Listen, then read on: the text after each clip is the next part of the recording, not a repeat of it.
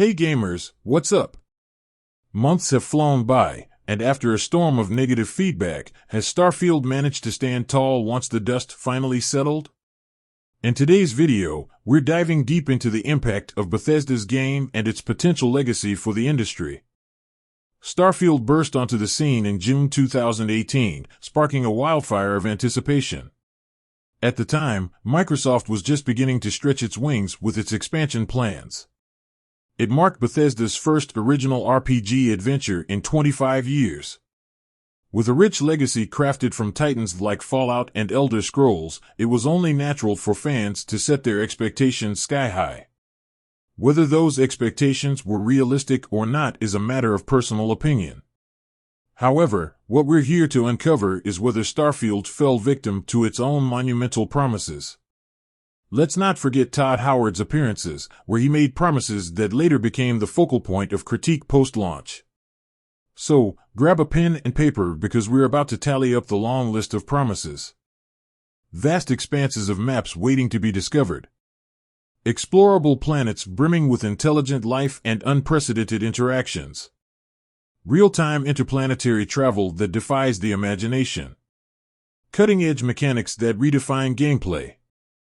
A universe of dialogue possibilities, each more intriguing than the last.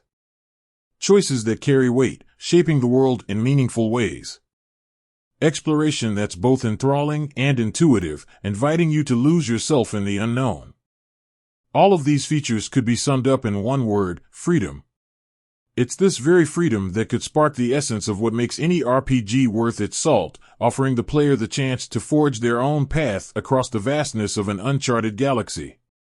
That was the promise of Starfield. A groundbreaking game for the new generation, and a fresh venture from one of the most celebrated developers in the gaming universe.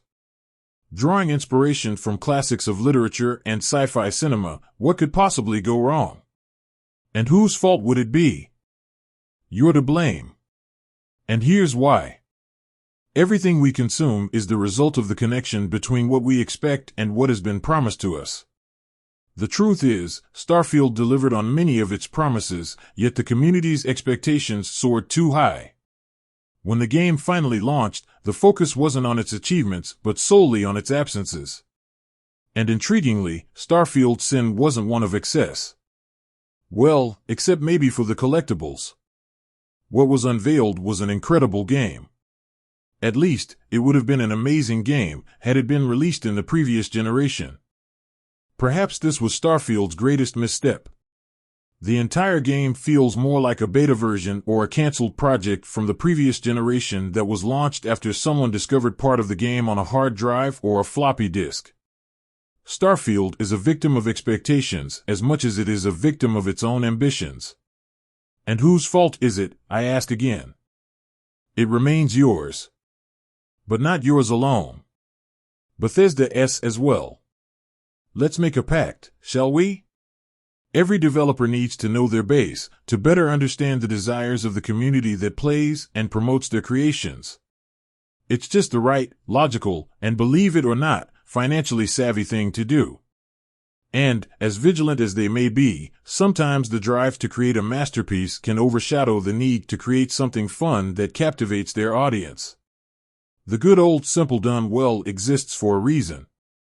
But for those who've crafted instant classics, the basics seemed unlikely. They had to think big. And promise even more. And when we realized the game was just different from what was promised, we began to criticize and hope that some of it would be true. The problem? Starfield is a good game, and you gave up on it before discovering that. If Starfield's weakness lies in its ambition, its strength is found in the very same place. Its narrative may at times seem erratic, nonsensical, and unruly, but it all makes sense in the end. In Starfield, no matter which direction you head, your destiny is already written. That's the beauty of the game. The first point is that the notion of humanity as we know it is extinct in the game, acting at times like a forgotten remembrance of ancient civilizations. We are merely relics. Our planet, when mentioned or visited, showcases this finiteness. This feeling that everything we know is diametrically distant, forgotten, and dead. It's a desolate feeling. And it's intentional. As the narrative progresses, we are invited to reflect on our own existence in the world. It's a sentiment that deeply resonates with the game's exploration. Imagine being a remaining member of an ancient civilization venturing into the new. Starfield does that for you. But that's not all. It's the plot twists that truly astonish and manage to create an absurd sense of alienation, yet at the same time, captivate. On one hand, you're navigating through the game's quirky and sometimes clunky mechanics, and on the other, you discover a unique way to interact with the environment and characters. If you think piloting a ship is easy, you've never tried it in Starfield. And this is where realism comes into play, see? All that was needed was to bring it all together and make the game fun as well. As players, we crave some of the difficulty and realism that comes from the experience, but there's a limit. None of us are actually astronauts exploring the universe. I must mention one of the game's highlights, the soundtrack. It truly elevates the entire experience. The sound evokes the vastness of space while simultaneously touching on our insignificance and solitude within it. John Williams would be proud. Moreover, it was nominated for a Grammy. But if the narrative and plot development are solid, what went wrong? We come back to the initial problem. The game might be good, but it's not the game that was promised. If they had promised exactly the game that was delivered, the reception would have been different. This RPG employs outdated mechanics and modeling, and the dialogue sometimes feels fake and superficial. If we were to compare it to a precious gem, Starfield is a gemstone polished on one side, while the other remains a sketch, a draft of what it could and should have been. And that's truly sad. What remains now is the feeling that the industry needs to understand that it's not enough to dress up their games and make grandiose promises, and to better understand the product they're selling. The community is already wary of games that look much better in trailers and at events. From now on, it will become increasingly difficult, no matter how much backing the developer has in the industry. It seems to be a consensus in audiovisual production that products need to deliver something unprecedented and innovative, and many strive to do so, as was the case with Starfield. But, in addition to innovating, games need to fulfill their promises and, above all, entertain.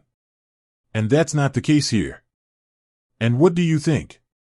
Have you completed the game, or did you give up in the first week?